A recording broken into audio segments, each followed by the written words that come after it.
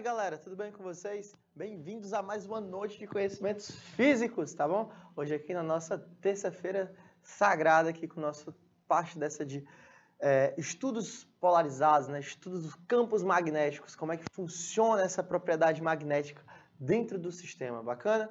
A gente já revisou e já estudou toda essa parte de imantação, a diferença entre uns ímãs naturais, ímãs artificiais, tudo isso a gente já falou em aulas passadas. As propriedades dos ímãs, inseparabilidade do polo, linhas de força, polo norte, polo sul, a diferença deles, tudo isso a gente já viu anteriormente. Hoje, na nossa aula, a gente vai aplicar isso aí ao cotidiano, tá bom? A gente vai entender que o maior ímã que existe para a gente é a Terra.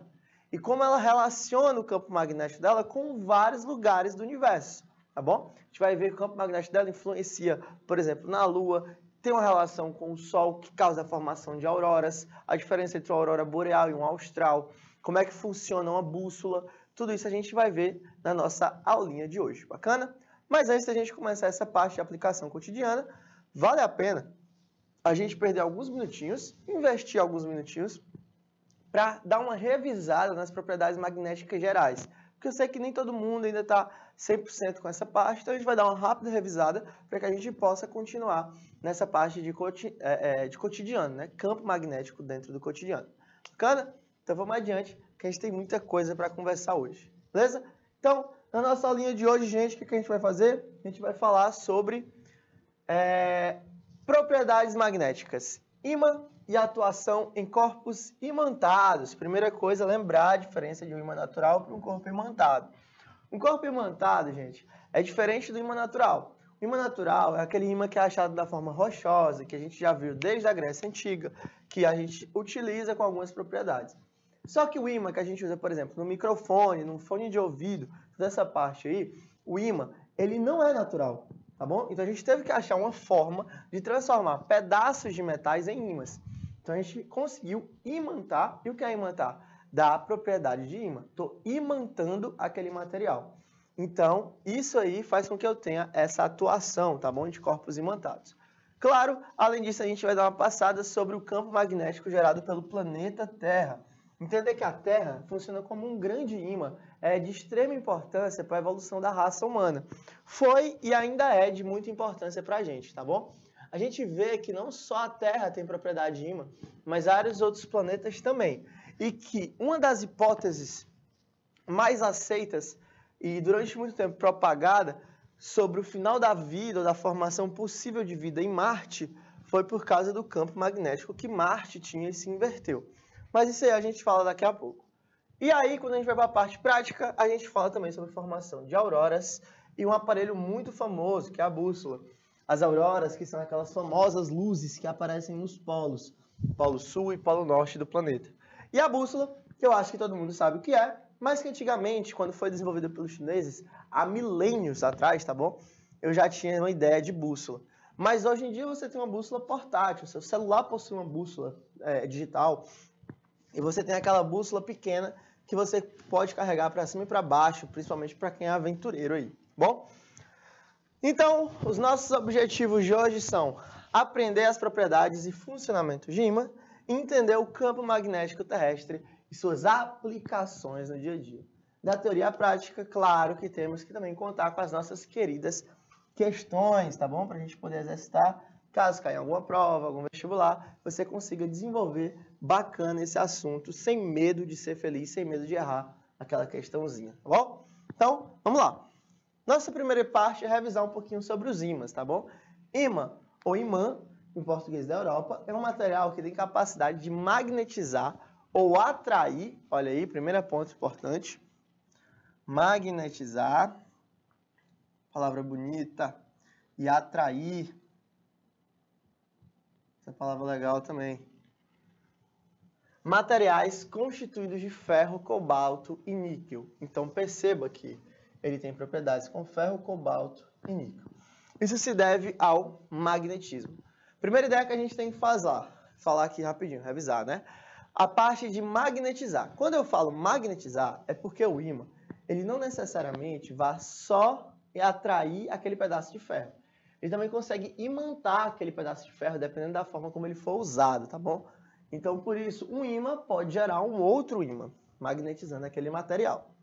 E atrair materiais é porque a atração do ímã é sempre de puxar o material, independente de qual polo ele se aproxime, seja o polo norte ou o polo sul de um ímã.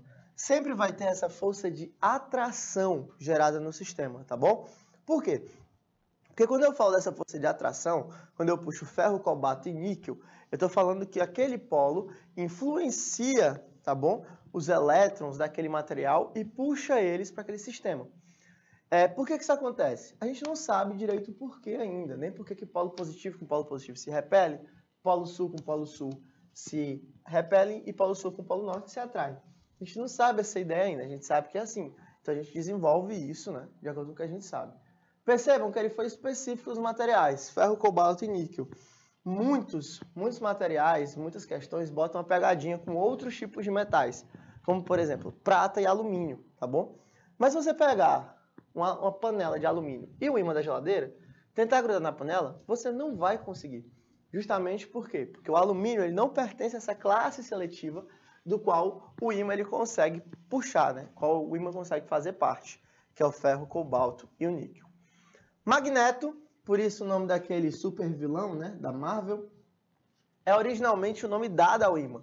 Lembra lá que o personagem fictício tinha o poder de atrair e repelir o metal, né? Por isso que ele usa esse nome. Porque Magneto era o nome original dado àquela pedra, tá bom? Por quê? Ele foi encontrado na região da Magnésia, na antiga Grécia.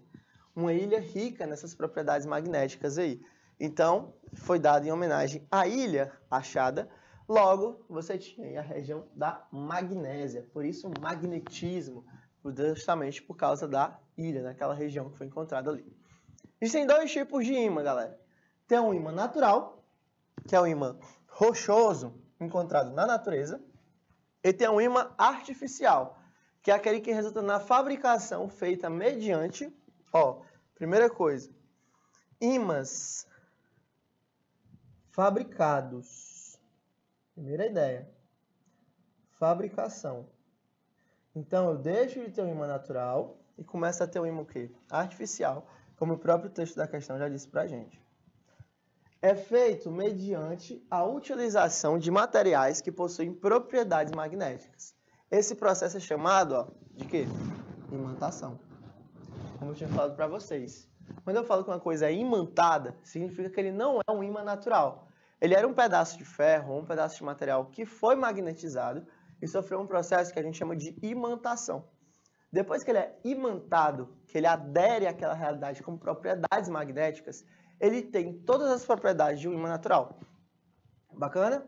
Só que com isso, eu posso usar ele ao meu favor. Eu posso usar ele no dia a dia, como por exemplo, no fone de ouvido. Por que você consegue escutar música pelo seu fone de ouvido? Você tem uma energia elétrica que sai do celular e passa pelo fio, pelas correntes elétricas do fio, e chegam até o ímã. Tanto é que se você tiver um fone antigo e quiser abrir a parte daquela que você põe na orelha, você vai ver que dentro tem um ímã, geralmente de forma circunférica, né? Uma circunferênciazinha. Você tem uma circunferência magnética lá dentro. Quando você tem isso, você tem que aquele ímã recebe a corrente elétrica e começa a vibrar ou produzir pulsos eletromagnéticos que são adaptados pelo próprio aparelho e produzem onda sonora. Então esse ímã serve justamente, é um ímã artificial fabricado para transformar energia elétrica em pulso. Consequentemente, esse pulso em energia sonora, tá bom? E isso dá essa característica de imantação. É a gente usar essa habilidade do ímã para alguma coisa que a gente queira. E a evolução tecnológica, graças ao ímã, foi muito valente, foi muito forte nos últimos anos. Tanto é que existe aquela famosa frase, né, que a gente vai evoluir tecnologicamente na próxima década, mais que nos últimos 100 anos, justamente porque a gente vai ter muitas propriedades eletromagnéticas que vão ajudar a gente a dar esse salto aí. Ok? Mas o ímã, ele não vive só disso. Ímãs, eles também têm propriedades. Vamos falar sobre elas aqui. O ímã. Ímã é um material que tem capacidade de magnetizar e atrair materiais constituídos de ferro, cobalto e níquel. Isso deve ao magnetismo. Magneto é originalmente dado o nome do ímã. Isso porque ele foi encontrado na região da Magnésia, como já falava ali atrás, no outro slide. Aqui, ó, primeira coisa que você tem que entender, que o ímã, ele atrai o ferro. independente da sua polaridade.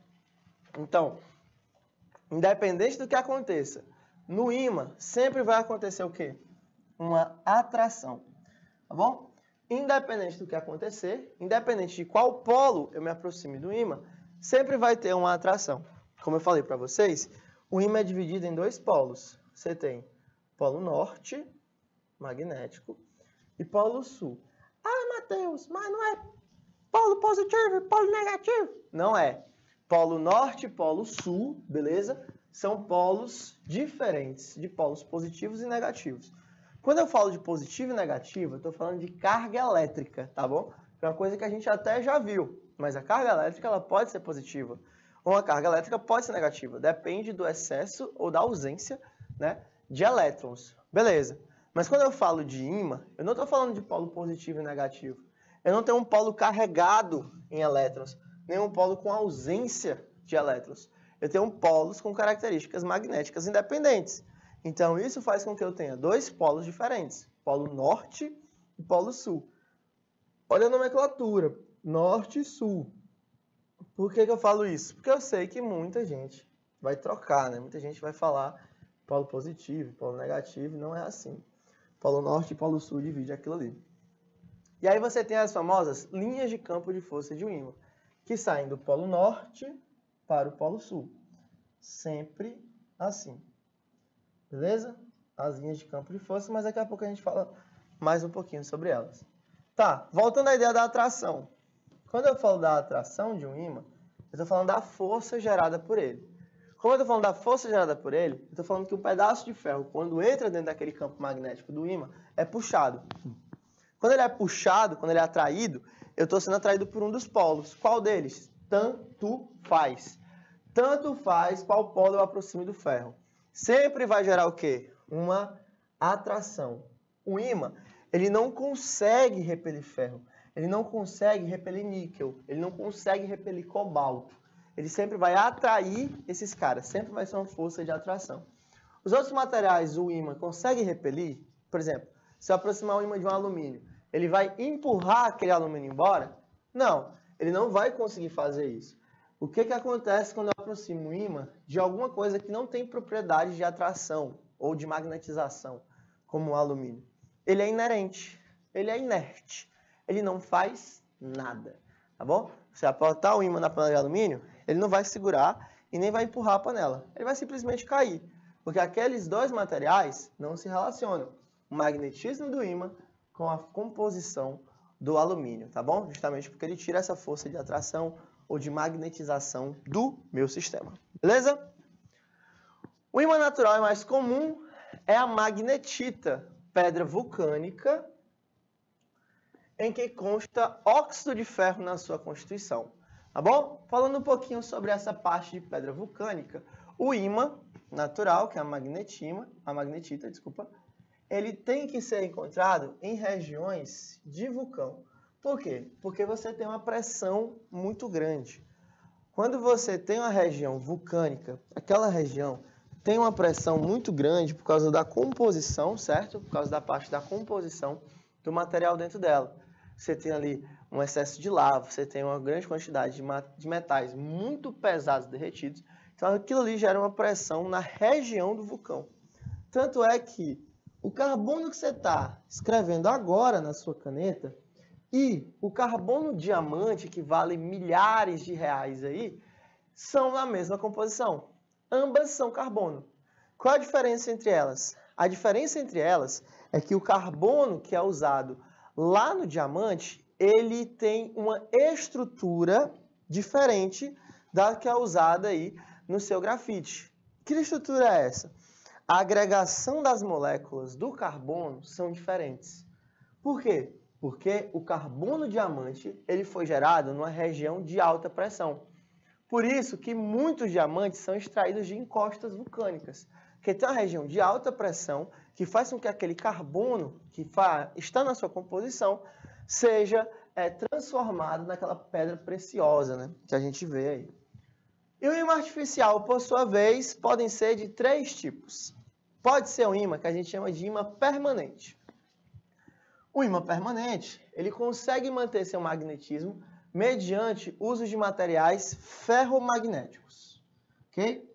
Seu magnetismo pode ser perdido apenas de forma temporária. Esse aqui é o ímã que a gente mais usa, aquele ímã de geladeira é um ímã permanente, por exemplo. É perdido de forma temporária em decorrência de forte temperatura, esquenta o ímã, ele desgruda. E descarga elétrica. Dá um choque nele, ele desgruda também. Mas lembre-se, eu faço isso quando eu tenho uma forma temporária de perda. Na forma temporária, quando eu estiver perdendo aquele cara ali, eu vou ter duas situações diferentes. Se for uma forte temperatura, o ímã vai esquentar e vai perder aquelas propriedades ferromagnéticas de forma temporária. Se ele pega uma descarga elétrica muito forte, acontece a mesma coisa. Depois que a temperatura do ímã e do ambiente se regulariza, ele volta a ter a propriedade magnética. Ou então, quando a descarga elétrica é completamente dissipada, ele volta a ter a propriedade magnética também. Então, esses ímãs são chamados de ímãs permanentes, ou seja, eles permanecem no estado imantado, ok? Eles têm essa propriedade magnética sempre. Outro ímã que a gente tem é o ímã temporal. Esse aqui, ele é provisório, tá bom? O magnetismo adquirido através de materiais paramagnéticos é provisório, ou seja, são materiais que adquirem a propriedade magnética de atrair, de magnetizar, só que de forma rápida, de forma provisória. Quando você tem um ímã influenciando o outro, aquele outro que antes não era ímã, quando é separado do primeiro, ele tem essa característica temporal. Ele adquire propriedade magnética, mas por um curto intervalo de tempo. E aquele ímã é classificado como ímã temporal, tá bom? Exemplo aí, ímãs de fone de ouvido, por exemplo. Quando o fone de ouvido está desligado, você consegue ver que ele não tem aquela propriedade. Mas quando o ímã está ligado, né, o fone de ouvido está ligado, você tem aquela propriedade magnética. Então é provisório, depende da situação onde ele está. O outro tipo de ímã que a gente vai ter é o eletroímã, ok? Esse é mais legal. É o mais utilizado, sem dúvida nenhuma, no planeta inteiro, porque ele é muito utilizado em todos os aparelhos eletroeletrônicos. Eletroímã é muito utilizado em microfone, fone de ouvido, TV, rádio, computador, celular, notebook. Tudo isso tem ímã dentro dele. E esses ímãs são eletroímãs. É um aparelho capaz de gerar magnetismo mediante a presença geralmente de ferro, tá bom? Ou de corrente elétrica também. Já viram em filmes que às vezes você está no lixão lá, no depósito de carro.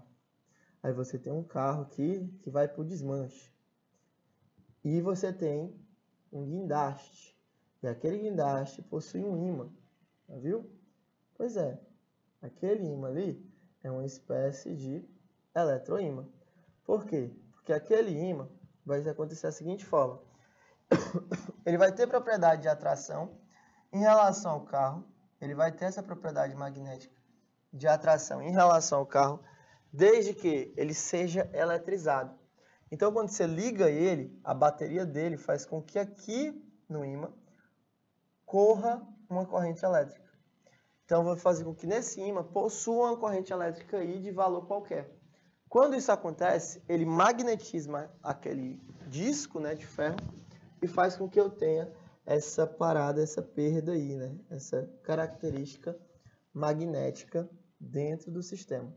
Então, isso aqui seria o nosso ímã. Deixa eu botar outra aqui para ficar mais fácil enxergar, né? Entra corrente elétrica no sistema, faz com que eu tenha uma propriedade magnética de valor I de corrente, fazendo com que aquele disco, né, tenha a propriedade de atração, consiga puxar qualquer item de ferro quando você está no sistema ali. Ok? Polos magnéticos. E aí todo ímã ele tem polos, como a gente falou, polo norte e polo sul, que é completamente diferente de polo positivo e polo negativo, coisa que eu já comentei com vocês na aula de hoje. Os polos magnéticos de um ímã são dipolos, pois tem dois polos. Todo ímã é dipolo. Não existe ímã monopolo. Não existe ímã monopolo. Os dois polos que existem nos ímãs são polo sul e polo norte, ok? Não é possível encontrar um ímã que tem apenas um polo. Ainda não é possível, beleza? Não existe ímãs de um polo apenas. Assim, mesmo que os ímãs estejam divididos, as duas polaridades sempre estarão presentes. Então, mesmo que eu quebre um ímã, ele sempre vai ter dois polos. Duas polaridades sempre estarão presentes. Eu tenho o polo norte e polo sul de um ímã. Polo N é o chamado polo norte magnético. Geralmente tem uma cor avermelhada. É regra? Não, mas geralmente a galera pinta dessa cor aqui. Bom? Polo norte magnético.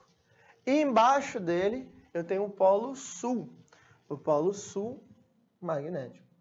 E o que é importante quando eu falo disso? Bom, é o seguinte, os polos, ambos têm poder de atração, quando eu falo de ferro, níquel e cobalto. Todos os dois têm esse poder de atração e de puxar ferro. Mas as linhas de força deles são diferentes. Como assim linhas de força? Todo ímã possui linhas de força, que saem do polo norte e vão para o polo sul. Então, isso aqui ó, são as linhas de força de um ímã. São linhas de força que a gente chama de linhas fechadas. Como assim? As linhas fechadas, gente, são linhas que completam aquele ímã. Essas linhas fechadas completam aquele ímã. Quando eu falo disso, o que é que eu estou dizendo? Eu estou dizendo que as linhas sempre começam e terminam. Elas não ficam como linhas abertas. Não existem linhas abertas quando eu falo de ímã. Linhas fechadas são linhas que começam no polo norte e terminam no polo sul. Percebam que todas as linhas da nossa figura, ó, independente do tamanho, do raio, da distância que eles estejam, sempre vão ter ó, essa mesma situação. Começam no polo norte, terminam no polo sul. Todas, independente do lado. Ah, Matheus, lado direito também, ó, começou no polo norte, fez a volta, voltou para o polo sul. Polo norte, fez a volta, voltou para o polo sul. Polo norte, fez a volta, voltou para o polo sul. Então, tudo isso aí tem essa situação dentro do sistema, quando você está dentro dela, ok? Você teria essa parte aqui, polo norte para o polo sul. E isso, infinitamente falando, ó. Percebam que aqui, quando eu falo da seta, que a seta cortou aqui na figura, mas vou terminar de desenhar. Olha aqui, ó. Quando eu falo dessa setinha, toda ela tem características de linha de força que saem do polo norte. Chegam aonde, ó? Onde é que eles estão chegando? O polo sul aqui embaixo, ó.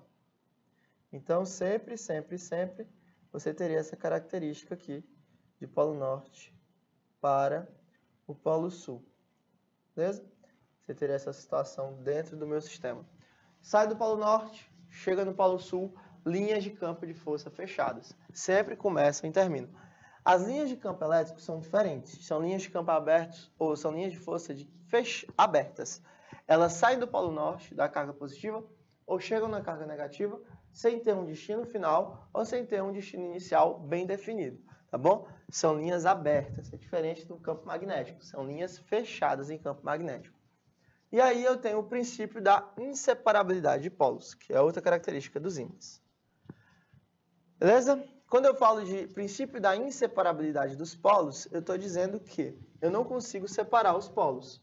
Justamente por conta disso, você tem essa parte aqui, vou voltar aqui o slide rapidinho, essa parte de inseparabilidade dos polos. Porque todo ímã são dipolos. Eles não conseguem se separar. Essa característica é uma característica natural dos ímãs e eu só consigo achar dipolos. Tanto é que eu não consigo achar um ímã monopolo. Beleza? Campo magnético terrestre. Aí, agora que a gente revisou já a primeira parte da aula, a gente falou sobre as linhas de campo de força, a diferença entre polo norte e polo sul, que os ímãs eles não conseguem se distrair, né? Eles não conseguem se desvincular um do outro. A gente chega na parte de campo magnético terrestre. Campo magnético terrestre é um campo magnético gerado pelo planeta Terra. Ó, vamos falar lá da bússola, né? Rapidinho aqui.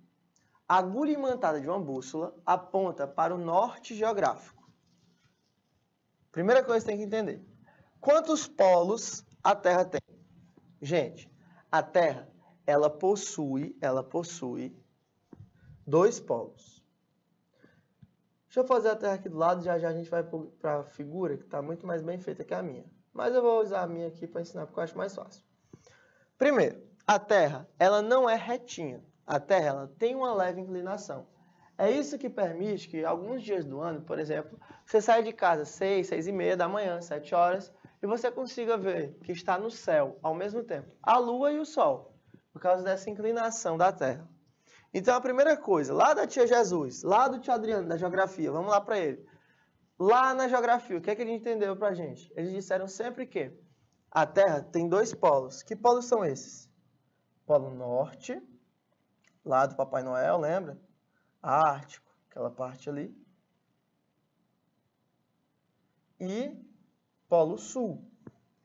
Lembra do Polo Sul? Pinguim, Antártida, frio que só. Não existe habitação lá. Só zona de pesquisa. Polo Sul. Esses dois polos a gente já sabe. Aqui no meio você tem a chamada LE, linha do Equador, que é o que permite que Teresina, como nós estamos aqui, seja quente e muito quente durante todo o ano. Essa é a região mais quente do planeta, essa região da linha do Equador aí. Tá bom. Só que agora eu vou te apresentar dois polos novos. A Terra não possui apenas Polo Norte e Polo Sul, geográfico. Primeira coisa que eu vou te ensinar. Esse aqui são PN e PS geo. Polo Norte e Polo Sul, geográficos. Como eu falei lá do tio Adriano da geografia, a gente tem essa situação quando eu falo de geográfico. Tá, mas existem mais dois polos, tá bom? Existem mais dois polos que a gente tem que discutir. Que polos são esses? Gente, a Terra possui ao todo 4 polos. 2 polos geográficos, Polo Norte e Polo Sul geográfico, e 2 polos magnéticos. Você tem Polo Norte e Polo Sul magnético. O Polo Sul magnético é o Polo Norte geográfico. Vou botar mag de magnético. E o Polo Sul geográfico é o Polo Norte que magnético. Você tem esses dois polos aí atuando no sistema. Quando você tem esses dois polos, Polo Sul magnético e Polo Norte magnético, você tem que entender que são 4 polos e que eles se alternam entre si. É mais fácil tu aprender pelo geográfico. Por quê? Porque o geográfico tu já conhece há muito tempo, beleza? O geográfico aí já é uma coisa que você tem intimidade. Então, sempre lembrar que o polo magnético é o contrário do geográfico. Se o polo norte geográfico está em cima, quem é que está do lado dele? Polo sul magnético. Se o polo sul geográfico está embaixo, quem é que está do lado dele? Polo norte magnético. Então é só lembrar que é o contrário. E como a Terra é um grande ímã, ela se comporta como um ímã. Logo, o polo norte magnético é de onde saem as forças, as linhas de força. Ó. E o polo sul magnético é onde chega. Então, preste atenção. Você sempre vai ter uma situação como essa. As linhas de campo de força saem do polo sul geográfico para o polo sul magnético. Então, saem do polo norte magnético para o polo norte geográfico. Tá bom? A agulha imantada de uma bússola aponta para o norte geográfico. Por que para o norte geográfico? Porque o norte geográfico é a mesma coisa que sul magnético. Sempre tem essa noção aí dentro do sistema. Pois o campo magnético gerado pela agulha alinha-se ao campo magnético terrestre. A Terra é um ímã gigante, portanto, produz campo magnético. Primeira coisa que tem que entender. Primeira coisa, eu vou até botar elas duas no marca-texto de mesma cor. Bússola tem uma palavra mágica. Bússola tem uma palavra mágica. Toda vez que tu for fazer questão de bússola, tu for estudar a bússola, existe uma palavra que você não pode desvincular dela. É a palavra alinhamento. Ou alinha-se. Também é uma excelente palavra. Quando eu falo disso, aqui, eu estou falando da união. O alinhamento da bússola faz com que eu tenha essa situação. O campo magnético da Terra foi descrito pelo médico inglês William Gilbert, tá bom? Que nasceu em 1544 e vai falecer em 1603, vendeu seus 59 anos. 69 anos. com o uso da terrela, que é um ímã esférico sobre a qual era apoiada uma agulha. Então, ele usou uma versão reduzida, né? Ele considerou a Terra uma esfera, fez um ímã esférico e usou uma agulha. Quando ele faz isso, ele tem aquela situação generalizada, que seria a geração do planeta Terra, com uma situação reduzida, que seria o experimento que ele fez, a esfera e a pequena agulha. E qual a importância do campo magnético terrestre? O campo magnético terrestre é o que possibilita, por exemplo, a existência de bússolas, que é a orientação, né, utilizada pela localização no espaço. Graças a essa invenção, é possível as grandes navegações, por exemplo. E aí você tem toda aquela descoberta da América, a volta ao mundo, né, descobrir que a Terra é esférica, tudo isso em relação à bússola. Então você consegue ter essa situação de campo magnético, graças ao grande ímã que é a Terra, beleza? Então o maior ímã que a gente conhece é quem? É nosso próprio planeta. E como funciona a bússola? Vamos lá. A bússola é um aparelho. Por meio de uma agulha magnetizada, colocada de maneira horizontal, a bússola é um objeto capaz de localizar os pontos cardeais.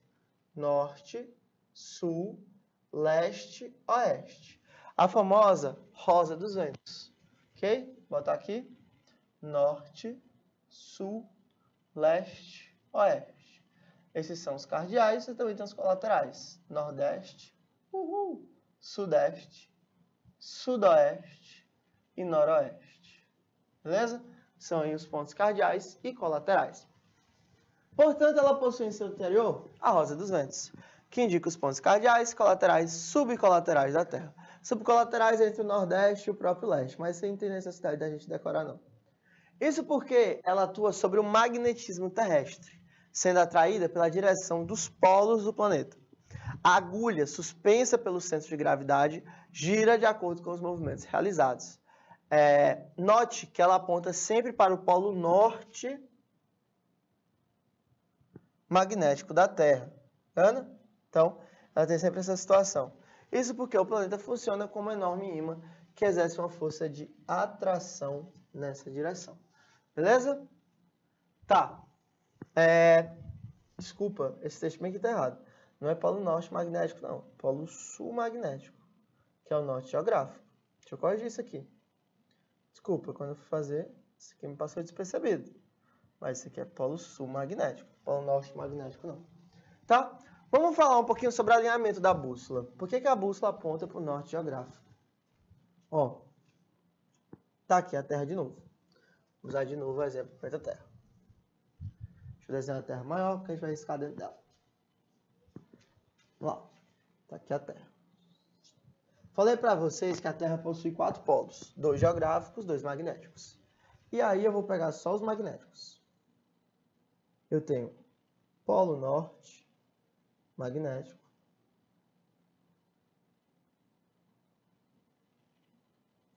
E tenho polo sul magnético.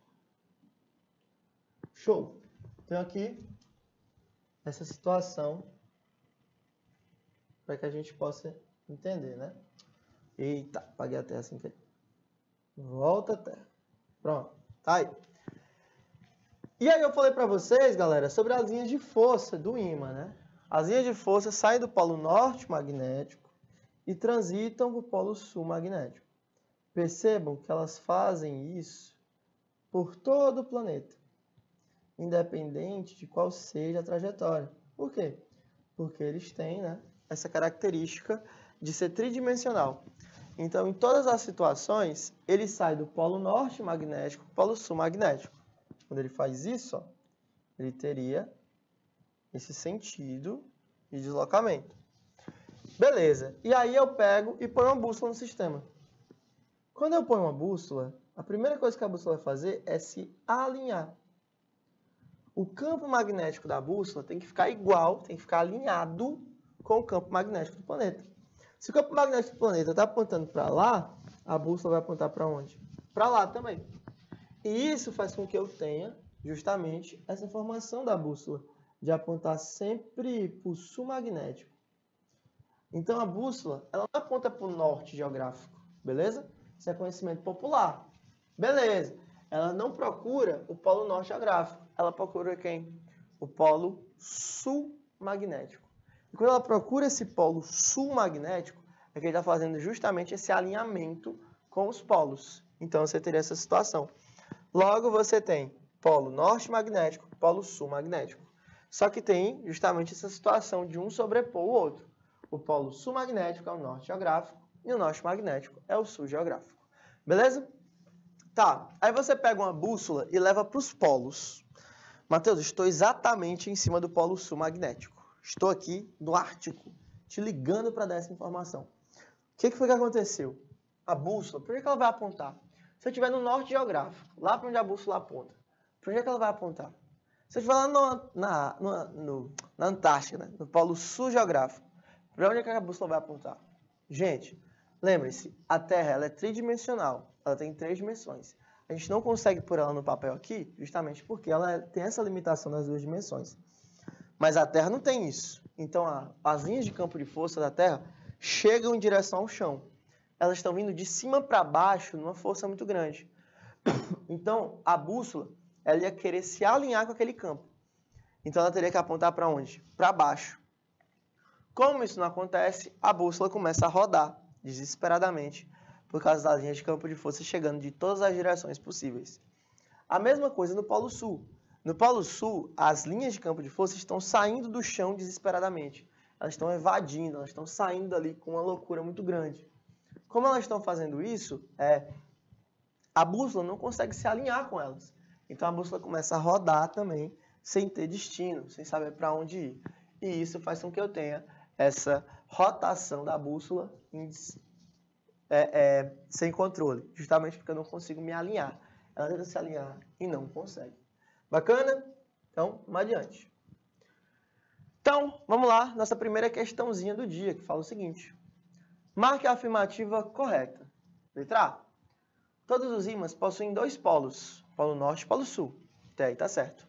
O polo sul é o polo positivo do ímã, enquanto o polo norte é o polo negativo. Primeira coisa que eu falei na aula de hoje. Uma coisa não tem nada a ver com a outra. Então, a característica de positivo e negativo não pertence a ímãs, e sim a cargas elétricas. Letra A está falsa. Letra B. Ao quebrar um ímã, seus polos são separados, passando a existir um ímã negativo e outro positivo. Princípio da inseparabilidade dos polos. Eu não posso separar polos de um ímã. Então, a letra B está falsa também. Letra C. Ao aproximar os polos iguais de um ímã, eles se repelem. Quando os polos diferentes aproximam-se, eles se atraem. A letra C seria o nosso gabarito. Perfeito. Polos iguais, repulsão. Polos diferentes, atração. Bom? Letra D. Os materiais ferromagnéticos são aqueles que não podem ser atraídos pelos ímãs. Falso. Justamente são aqueles que podem ser atraídos pelos ímãs. Então, nosso gabarito seria letra C. Bacana? Segunda questão fala o seguinte. Da palavra aimante, que trazido do francês significa amante, originou-se o nome ímã, devido à capacidade do objeto de atrair, tá bom? E repelir. Sobre essas manifestações, considere as preposições. Preposição 1, 2 e 3. Aí eu vou pedir 2 minutinhos para que vocês possam tentar responder a questão.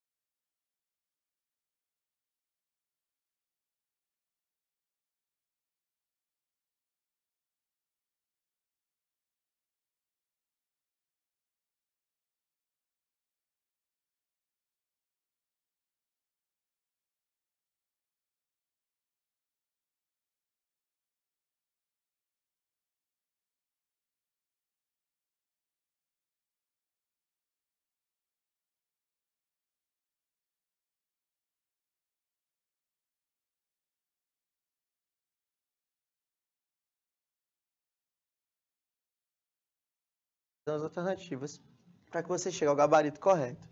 A primeira fala a seguinte: assim como há ímãs que possuem dois tipos de polo, sul e norte, há ímãs que possuem apenas um. Falso, né? Você não consegue ter ímãs que possuem apenas um polo. Esses ímãs monopolos não existem. 2. O campo magnético terrestre diverge dos outros campos, uma vez que o polo magnético da bússola é atraído pelo polo norte magnético do planeta. Olha, lembra sempre do contrário. Norte magnético é o sul geográfico. Então a bússola ela vai apontar para o polo sul? Não. A bússola vai apontar para o polo norte geográfico, que seria o sul magnético. Então, a bússola ela não se alinha ao polo norte magnético do planeta, não. Ela se alinha justamente ao contrário, tá bom? O polo sul magnético, que é o norte geográfico. Então, a afirmativa 1 está falsa. A afirmativa 2 também está falsa. A terceira fala o seguinte: os pedaços obtidos da divisão de um ímã são também ímãs e apresentam os dois polos magnéticos, independente do tamanho dos pedaços. Verdadeiro. É impossível separar os polos de um ímã, independente do tamanho deles. Princípio da inseparabilidade dos polos.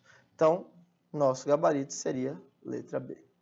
Bacana? Então, galerinha, a gente vai chegando ao final da nossa primeira aula, certo? Demos uma revisada nos ímãs, começamos a estudar o planeta Terra como sendo um ímã e também algumas questõezinhas para a gente já começar a praticar. A gente vai dar um rápido intervalo, daqui a pouco a gente volta, certo? Com mais propriedades magnéticas dos ímãs. Vamos falar sobre auroras, sobre bússolas e, claro, testar mais algumas questões para que a gente possa sair desse assunto calibrado, sabendo tudo.